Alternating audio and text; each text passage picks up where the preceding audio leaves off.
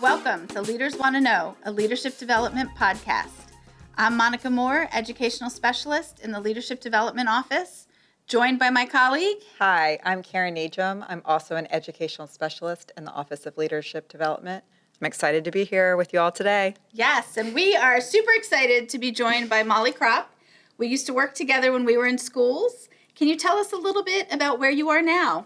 Yeah, I'm currently the Educational Specialist for Accessibility. I sit in the Office of Special Education Instruction, collaborate sort of across the division. All right, well, we are really excited to talk with you today.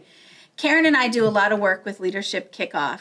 And this past summer when we were getting started and planning with everyone, getting all of our resources ready and our slide decks, the word accessibility kept coming up again and again, making sure that everything was accessible. And we were hearing a lot about this new law that was coming about.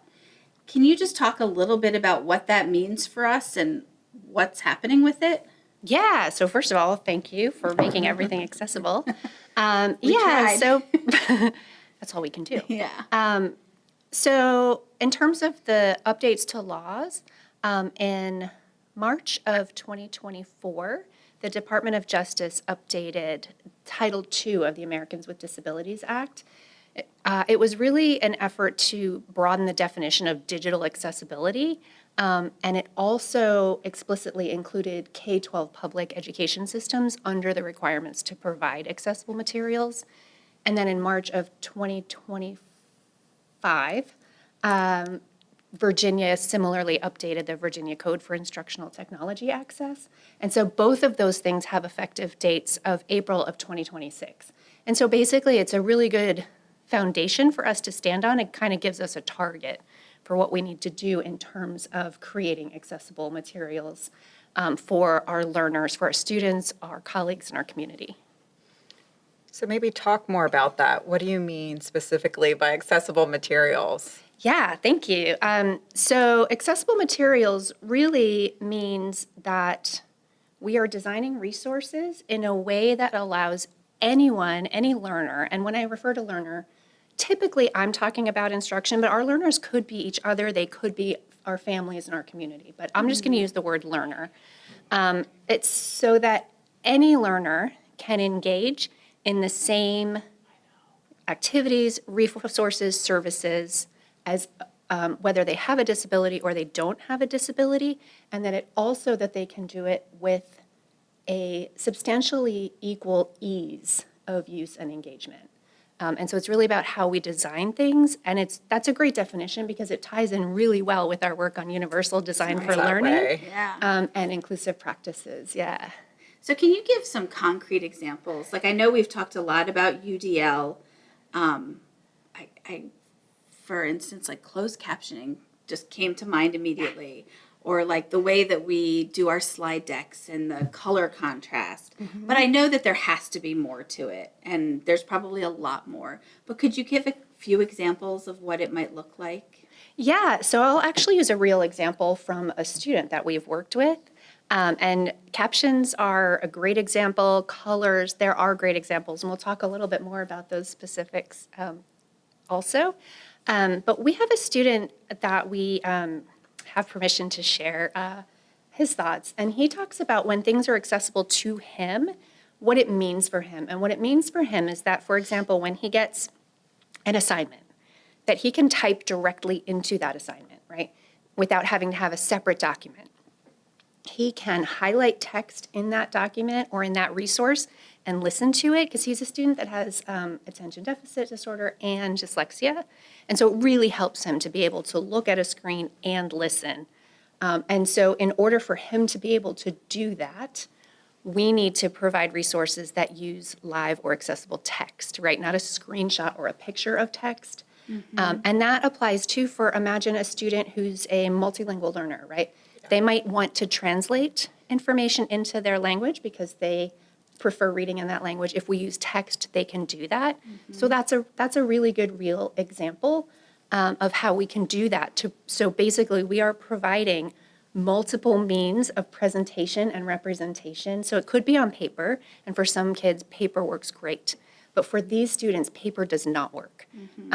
And so we provide it digitally, but not just digitally accessible and digital, right? And so that's what we're striving to do, is provide multiple means of presentation so that our students can engage in multiple ways. You can see how that's so closely aligned with the work of UDL, but that's great. Teachers, I hear that. What does it mean for administrators, like for staff meetings? How can they prepare for this? So do you mean the materials that are used in staff Well, meetings, some other examples? You provide an or- example Yeah. how teachers, this is important, that For they students. are making sure that their materials are accessible. What about for leaders? Yeah, Assistant principals, you're going to have a staff meeting, you're going to show a slide deck. yeah. Are there changes that you might need to make? And Yeah, and actually, Monica, you mentioned some great examples. So in a staff meeting, for example, when you're presenting, you can turn on captions. Like Windows 11 captions is a great option. There's other options too, but just putting them up so that they present. And again, it's that universal design of using multiple ways to provide information so people can read it on screen, they can listen, they can read the captions.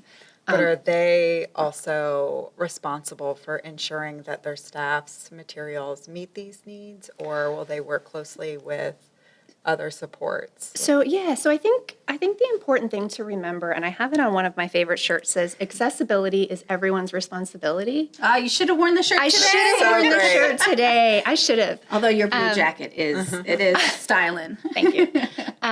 But not every piece of accessibility is everyone's. Does that make sense? Yeah. And so I think the best thing that our leaders, our principals and assistant principals can do is communicate what needs to happen in our schools and that we need to provide accessible materials. And when they are presenting, be modeling that. Yeah. But also just communicating and supporting our need to do that would be great. Yeah. Yeah. So this is definitely a learning curve for everyone. Well, maybe not for everyone. No, everyone. I know it is for me. And as leaders, we will work to model all of these. And we also need to think about supporting our staff. What are some, you talked a little bit with Karen about some things that we can do, but are there more concrete steps that leaders can take to support our staff as they begin or continue this work? Yeah, and continue is great too. There's so much good happening out there already. So we have some resources that provide some concrete support really through A.P.s. So if you go to A.P.s and just search accessibility, there's 2 pages. There's several pages you'll find, but 2 primary ones. One is accessibility in FCPS, and that's the dashboard that has a lot of information. There is a glossary there to learn what the terms mean. There's links to other pages about the principles of accessibility and so forth. And then the other page is Keep C.A.L.M and choose accessible learning materials. We've heard that one. Yay! It makes me so happy when people say they've heard that. And so basically, Keep C.A.L.M started as a biweekly campaign where I would break down this huge thing of accessibility into smaller pieces and then send out very small bits of information.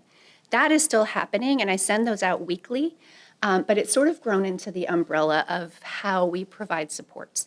And so Keep C.A.L.M, you can search on A.P.s or you'll find it under accessibility. There's a page that has the top 10 elements of accessibility. And these are not a comprehensive list, but if we're doing these things, we're going to go a long way. And each one has an A.P.s page with why do I do this? How do I do this? Where do I find additional resources to really help? And we're also building some micro tutorials, some My PDE sessions, so those things will be coming. There's also a checklist. Yes. Accessibility isn't a checklist, it's a process, but a checklist is nice. And so these things are available to help support leaders and instructional staff, really anybody kind of get started. I know that all of those resources have been so helpful for me. It is very step by step and has helped to walk me through, and it is so clear. So thank you for putting all of those together. So if you have not checked those out, please do so because it is a wealth of resources. And sorry, go ahead. if you don't mind, and another really great resource is the Conversations on Accessible Learning Materials Zoom chat. We have almost 300 people in there. It's a great community of learning because As you said about learning, and some people are new to this and other people aren't, we are all always learning and we are in this together. And so a community of learners is so helpful, I think, for all of us and wherever we are in this journey. Great. Tap into experts and not experts and Yeah. celebrate what's Not happening. experts. And yeah. Well, and it comes in little tidbits, so it feels manageable, at least for me. Because, I'll open my computer and the Zoom chat will come up and they'll just be like one little piece of information, so it feels manageable. So this goes into effect The law, 2026, right? the law compliance, Yes. is April 24th, 2026. Okay. But we will keep working on it Right. always, right? Okay. We are where we are, and we will keep moving forward collectively and individually, yeah. Okay. All right. So if anyone has questions, they can reach out to you. Absolutely, yeah, please do. And, or you can join the comm chat and ask questions there. There's on the accessibility in FCPS, there is actually a button that says request PD or request help. So we have lots of ways to get in touch, yeah. All right. Well, Mollie, thank you so much for being with us here today, and thanks for making this so easy, right? We just have a little step, and we'll be in the right direction. Small steps, right? Yeah, And absolutely. we can always call on you if we have any questions. Please. We will be calling on you. Yes. Thank you. We'll visit the checklist. Thanks, right. Mollie. Thank you. Thanks so much.